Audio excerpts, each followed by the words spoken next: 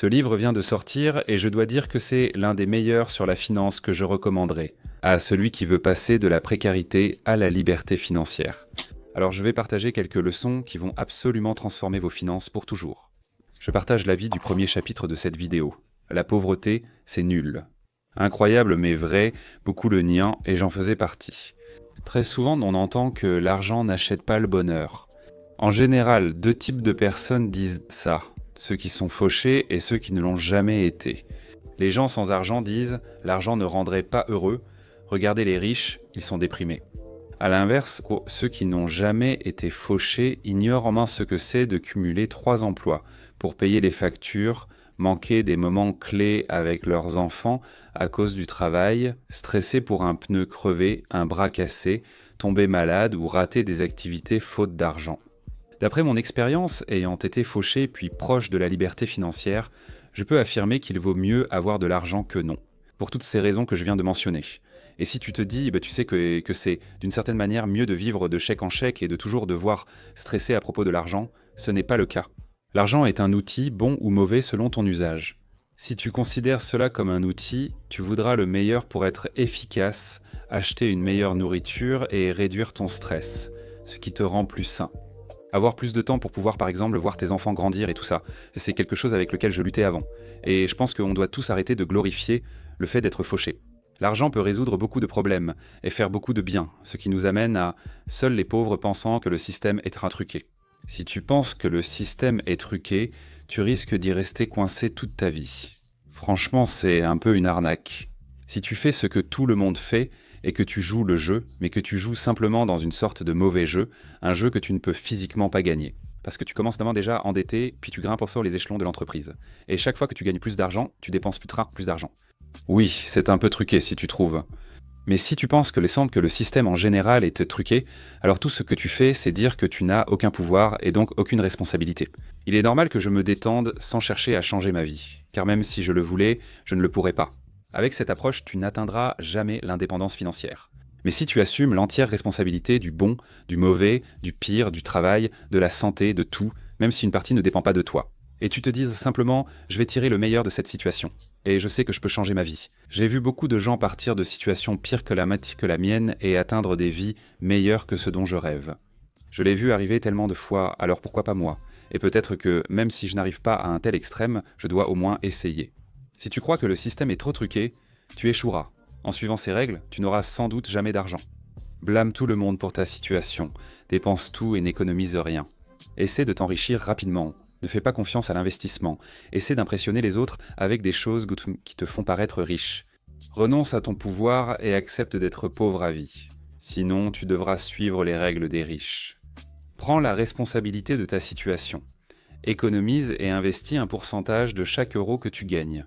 Ne t'inquiète pas d'impressionner les autres avec tes affaires. Garde l'esprit ouvert et cherche toujours à augmenter ton éducation, que ce soit de façon formelle ou informelle. Crois que tu as le pouvoir de changer ta vie.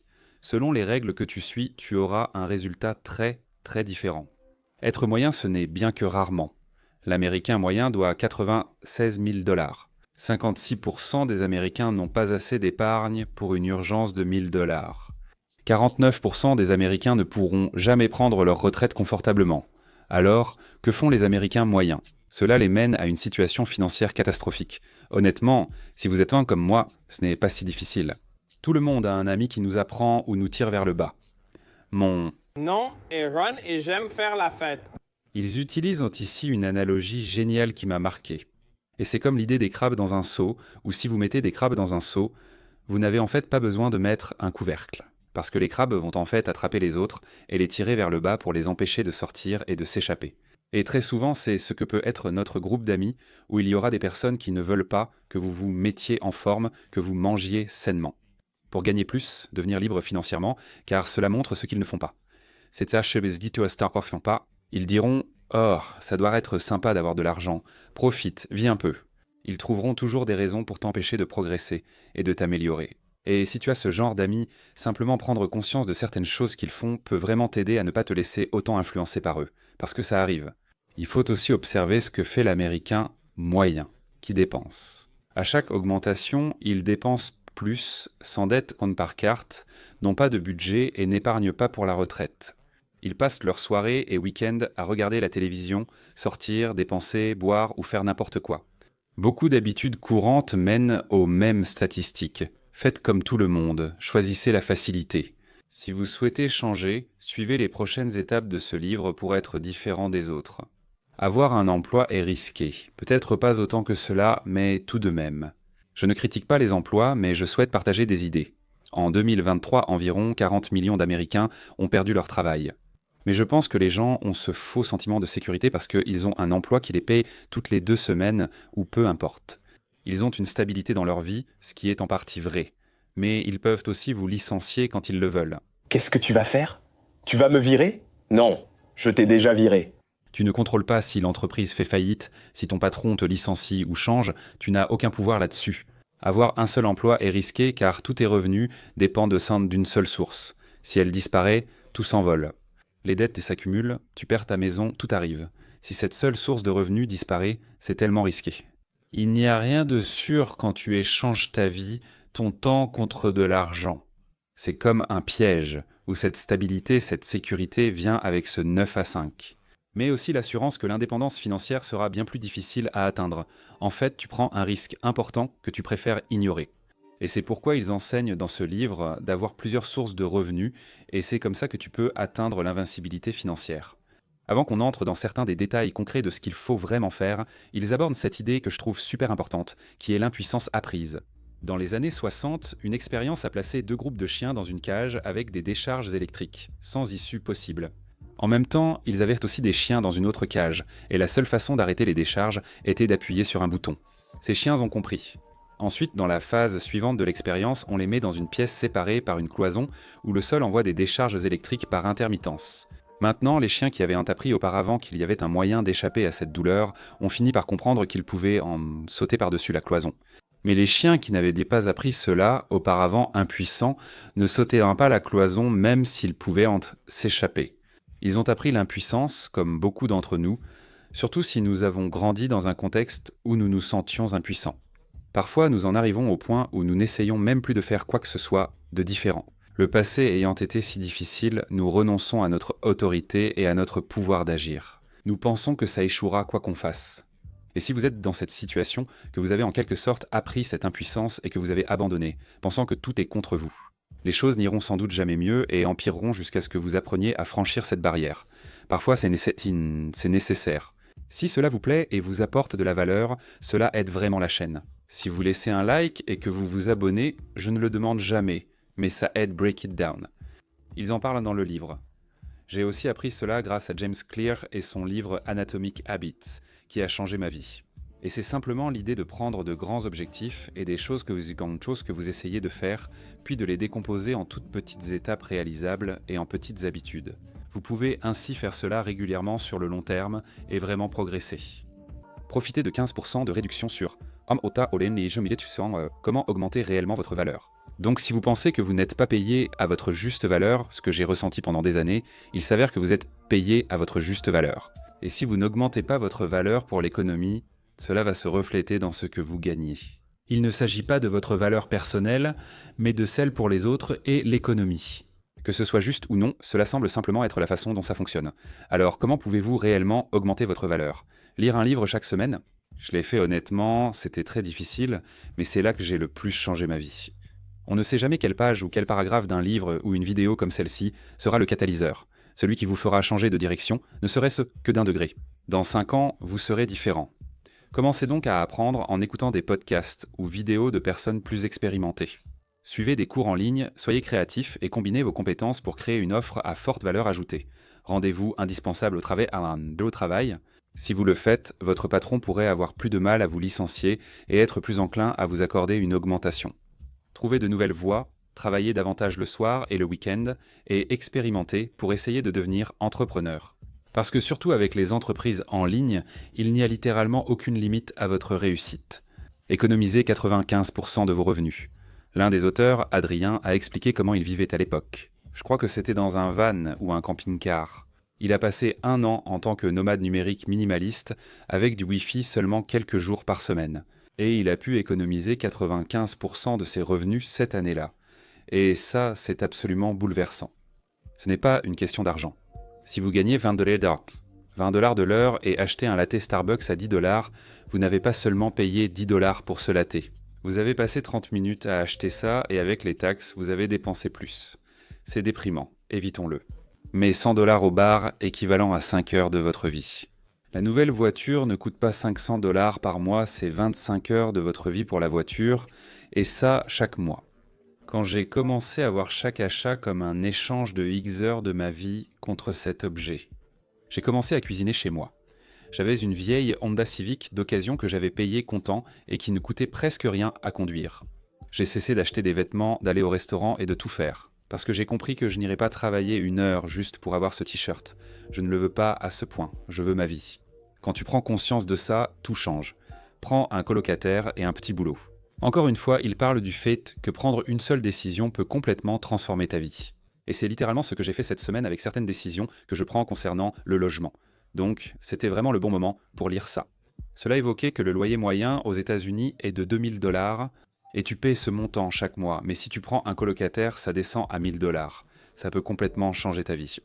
Investir 1000 $ par mois pendant 25 ans à 10% de rendement grâce à un colocataire pourrait rapporter 13 millions de dollars. Tu n'auras pas un colocataire aussi longtemps, mais cela montre que de petites décisions répétées peuvent te transformer ta vie. La règle des 30%. Si tu écoutes la plupart des gens, ils vont te recommander d'économiser 15% de ton argent et c'est une bonne chose, ou 10% de ton argent d'épargner, d'investir, peu importe. Vouloir être financièrement libre, c'est absurde avec ce conseil. Commencez par investir. 30% dans sens etc. 30% est une mauvaise idée. Ils ont encore atteint 95%. J'ai toujours visé 50 à 75% de mes revenus. Ou quand j'avais 2 emplois, je vivais avec le salaire d'un emploi et j'investissais tout ce que je gagnais avec l'autre emploi. Si la liberté financière est prioritaire pour vous, investir moins de 30 à 50% signifie que des changements majeurs sont nécessaires. Économiser différemment. Comme évoqué, gagner plus via un side hustle, acquérir des compétences utiles ou lancer une entreprise le soir et le week-end permet d'acheter votre liberté plus vite. Et si vous pensez que vous n'êtes pas capable de faire ces changements, vous le pouvez absolument. Vous pourriez prendre un colocataire, ce serait juste un peu nul. Préparez du poulet et du riz en grande quantité chez vous, mais vous apprécierez moins le repas qu'en allant dîner et boire dehors. Vous pouvez apprendre à vous couper les cheveux vous-même, comme moi et Meritise qui fait aussi ses ongles seul.